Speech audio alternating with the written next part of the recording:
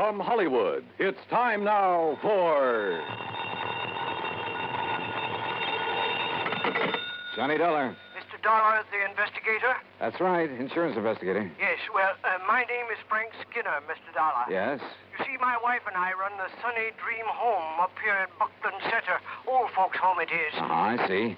Well, now, what can I do for you, Mr. Skinner? But I'm afraid there's something wrong here, Mr. Dollar. You see, we've never had anything like this before. Like what, sir? Well, to begin with, all our clients are pretty well insured. Yes? All right. We've been having a lot of deaths here at the home these past months. Too many, Mr. Dollar. Well, after all, if your clients are all very old people... Yes, sir, they are. But you see, these have all been accidental deaths. Yeah, well, don't forget, sir, that older people are very often quite prone to accidents. Yes, sir, that's true, but... Well, if you want the truth, I don't think they've been accidents. Oh? No, sir. And if something isn't done to stop this, well, I think maybe you'd better come up here and see us. Mr. Skinner, I think you're right.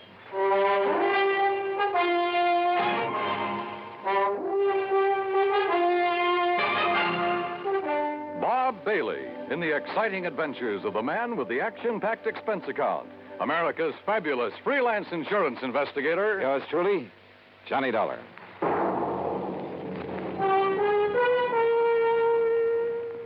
And now, Act One of yours truly, Johnny Dollar.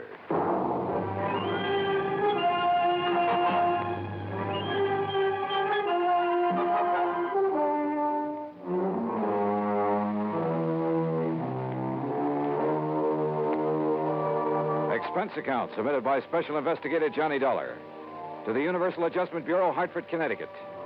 Following is an account of expenses incurred during my investigation of the Sunny Dream matter.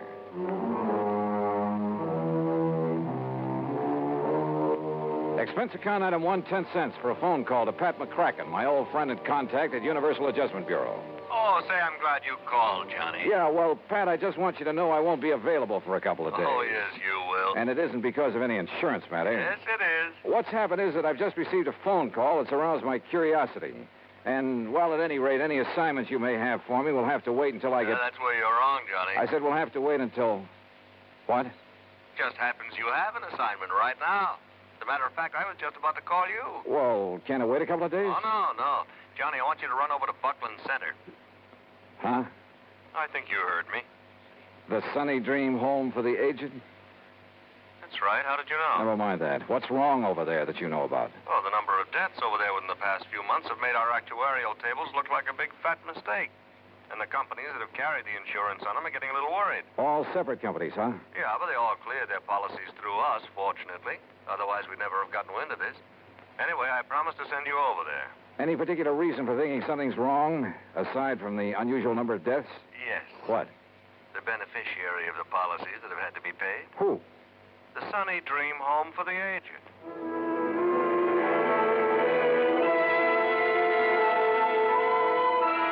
I gassed up my jalopy at the sign of the Flying Red Horse, that's item 2, 425, and drove some 30 miles south and east on Highway 2. I found the Sunny Dream Home just north of Buckland Center.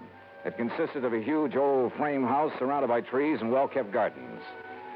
In comfortable chairs scattered here and there on the wide porch and lawn, nice-looking, well-dressed older folks sat around reading, chatting, playing cards, enjoying the late afternoon sun. The whole place looked clean, quiet, and restful. After parking my car, I walked slowly up the long, flower-bordered walk under the trees toward the entrance. And as I did so, a little wizened old man in a wheelchair detached himself from a group of the old folks and wheeled over to me. Mr. Dollar? Yeah, that's right. I'm Frank Skinner, the one that called you. Oh, how are you, Mr. Skinner? Come right along in the office where we can talk. Yeah, sure. Oh, may I give you a hand with that chair? Nope, don't need it. Huh? I must say you handle it well. Should. Haven't been on my feet in over 5 years now. You can help me up this little ramp, though, if you don't mind. Oh, sure. Here you are. Walter, my stepson, built me that ramp. Good idea. Yes, sir. It's a big help to a man that can't use his legs. Now, right around the side of the porch here. Oh, evening, Miss Baker. Good evening, Mr. Skinner. Here we are. If you just open the door. Sure.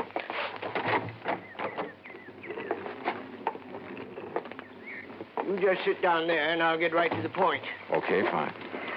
Now, you listen to me. I'd appreciate it if you'd let the folks here think that you've just come to look over the place, like maybe you've got some old relative you'd like a nice home for. In other words, you don't want to alarm your clients. Guests, Mr. Dollar. They're honored guests, all happy and with no worries. Uh-huh. Well, I must say that those I saw outside looked perfectly content. But now, about those so-called accidents. 5 of our people have died within the last 6 months, Mr. Dollar. 5 of them. Terrible. And like I told you on the telephone, they looked like accidents. What kind of accidents? Well, now, the first one.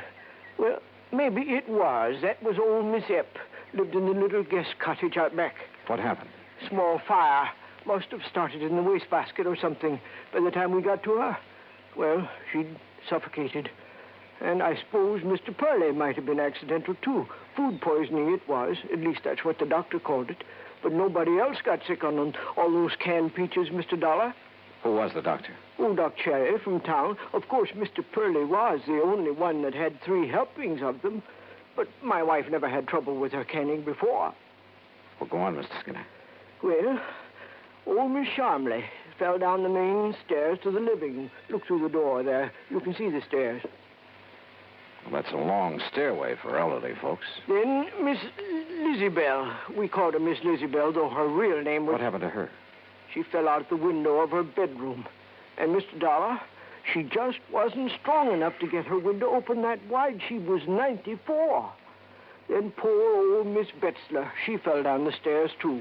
Well, Mr. Skinner, if those people aren't able to negotiate a stairway like that, you're at fault for requiring them to do it. Well, most of them are. The others have their rooms here on the first floor, like I have, too. How about Miss Lizzie Bell, who was 94? Well, she never left her room until she fell, or until she was pushed by somebody younger and stronger than she was.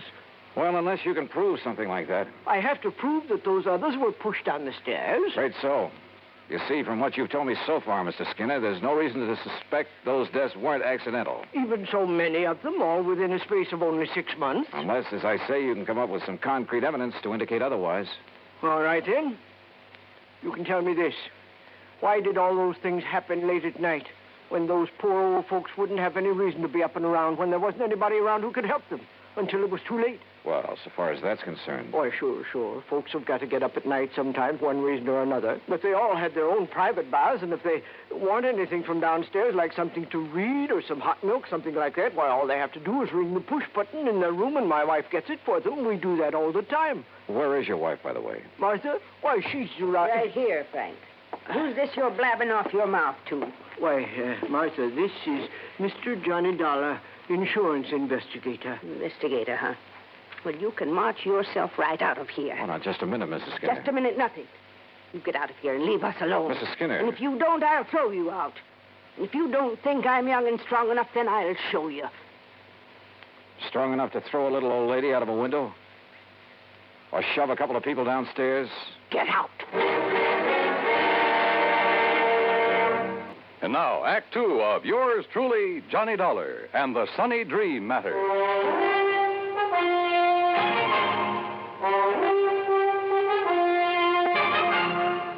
Martha Skinner, co-owner and the real manager of the Sunny Dream Home for the Aged, was a big woman, tall, muscular, and a lot younger than her husband. I don't want your kind snooping around, Mr. Dollar, so get out of here and leave us alone. Your husband seems to think those deaths here in your home for the aged weren't so accidental, Mrs. Skinner. So he does. Yes, that's what I told him, dear. If you'd keep that mouth of yours shut, Frank, we wouldn't have this sort of thing. Why don't you in that wheelchair get out of here? You sound as though you have something to hide, Mrs. Skinner. I have nothing to hide. Don't you see what your coming around here will do to our nice place? It'll give us a bad name, that's what it'll do. Folks come here on the recommendation of the folks that live here. And if your sort starts prowling around, it'll make our nice home for them sound like a murder factory, and I won't have it. Oh, now, just calm down a Those moment. poor old folks, Miss Lizzie Bell and Mr. Purley and the rest, were accidental, that's all. You got any reason to think they weren't? Well, I didn't have until a minute ago. What do you mean by that? If they weren't accidents, well, it certainly took somebody younger and stronger to push them down those stairs. You mean me? Well? No. No, Mr. Dollar, you're wrong. And And if anybody started that talk about not being accidents, I guess I did. Yes, you did, Martha. Oh, I was so upset, those fine old people passing away. Why, they were like family to me. I guess I said a lot of things that didn't make sense. Until the doctor and the police came around and told me I was wrong. The police investigated? Yes, and they made quite a stir. I guess that's why your being here has upset Martha. Well, of course, if they found nothing. Mr. Dollar, do you think that I could do anything like what you're... that I could harm a single hair of any of these nice old people? What possible reason could I have, and what sense would it make? Why, we're being paid for their living here, and if anything happens to them... Yeah, if anything happens to them, you collect a nice, big, fat hunk of insurance money. You know about that? Insurance investigator, remember? No, you're wrong. It was their idea to name us in their policies, now wasn't it, Frank? Yes, Martha, it certainly was. Well, let's not talk about it anymore now. It's getting late, so I think I'll drive back to Buckland Center and have some dinner. Why, you'll do no such thing. Now, you'll have your dinner right here. And if you wish to stay overnight... Oh, no. You mean I'll have another room to fix up? Well, I'll help you, of course. Walter, this is Mr. Johnny Dollar. Dollar? The insurance investigator I hear about all the time on the radio? That's right, son. Well, what's your business here, Dollar? Frank called in, son. Yes. About those accidents? Yeah, that's right. What do you think about them, Walter? Look, Dollar, Mother's got enough trouble without you coming around. Walter. Well, it's true, Ma. You know it. First it's the police making a big racket. We've been through all that, Walter. I asked you a question. Well, why don't you get out of here and leave us alone? I'm sick of all this nonsense. I'm sick of this whole place. Oh, Walter. Year after year working like a dog for a lot of old fogies. Are there only the three of you to take care of this place? That's right. Oh, and of course, Frank here is a lot of help tied down to that wheelchair. Well, I do all the office work. Oh, sure. Big deal. Handle all the money, too. Well, what about the talk that as soon as we get enough money, we can sell out and get away from here? Hey, look, Dollar, what difference is it to you who keeps this place up? Hey, you're a pretty husky fellow, Walter. Yeah. Would you like a little demonstration on you? What do you mean by that? Well, maybe I'll tell you after I've had a look around. Then you will stay. Oh, yeah, I'll stay until I'm satisfied. Well, you won't be here for long if I've got anything to do with it, understand? Is that a threat, Walter? Take it any way you like. I'm sorry, Mr. Dollar. I'm sure he didn't mean that the way it sounded. Well, tell me, do you two have joint ownership of this place, you and Mr. Skinner? Well, it's really in my name. And if anything were to happen to you? It would go to Frank and Walter. I see. Walter said that you've talked about getting enough money to sell out and leave this place. He certainly did. Is that what you plan to do? Yes, sir. Well, I'm not so sure. Of course you are. I've grown to love this place. All the nice people who... Mr. Dollar. Yeah? Enough money, you said. Like a lot of insurance money from... Oh, no. You can't think that Walter would... Oh, no. He's spoiled and fresh and impetuous and talks a lot, but... Surely you don't think... Mrs. Skinner, what would you think?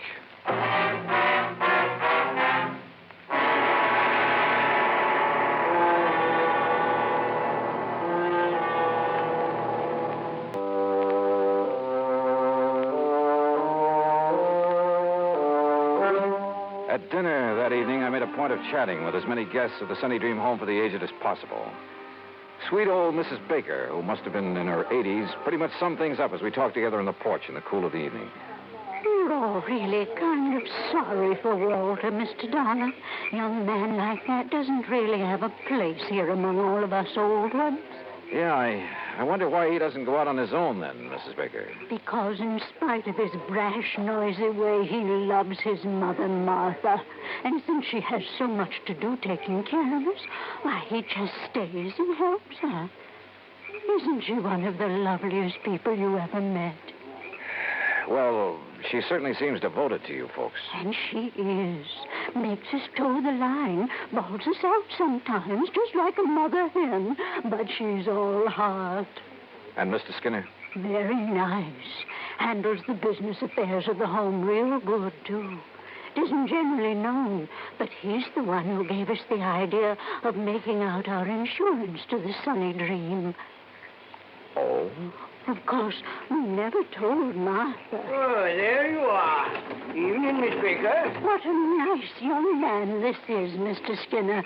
We've been having a wonderful time talking away about this and that. That's fine.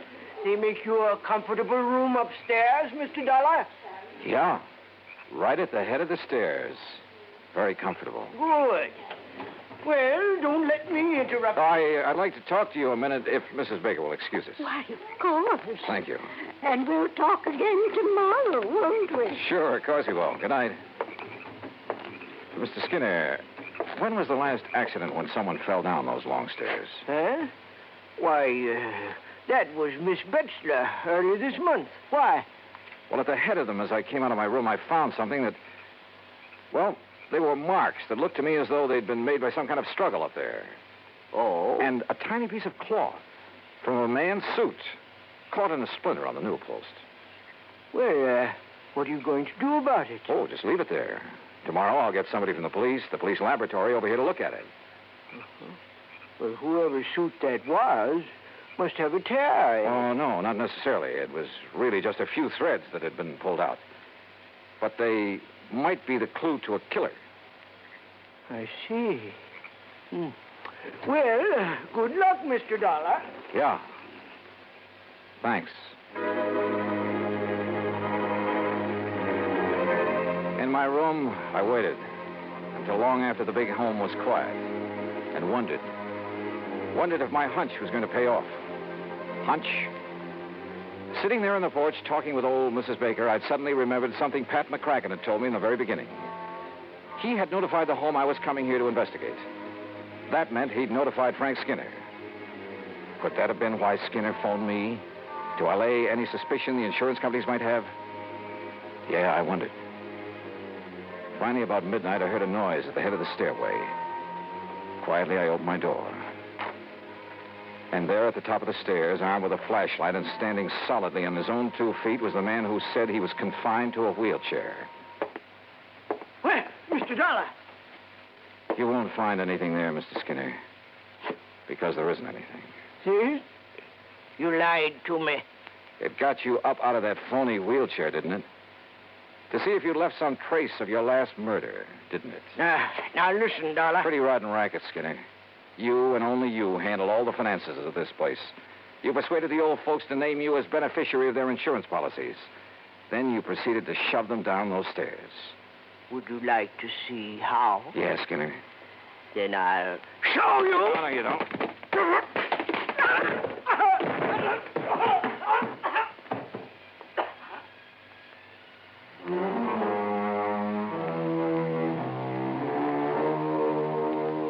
Yeah, he'll live to go to trial.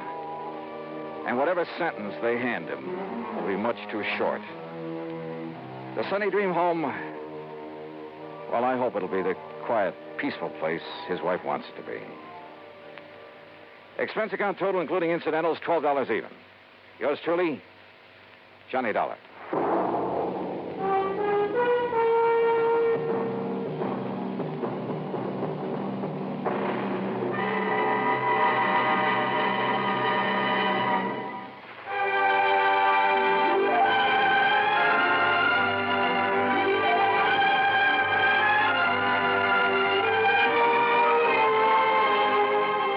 Truly, Johnny Dollar, starring Bob Bailey, originates in Hollywood and is produced and directed by Jack Johnstone, who also wrote tonight's story.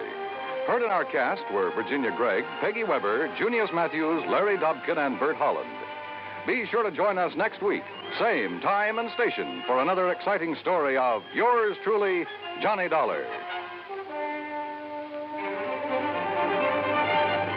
This is Dan Cubberly speaking.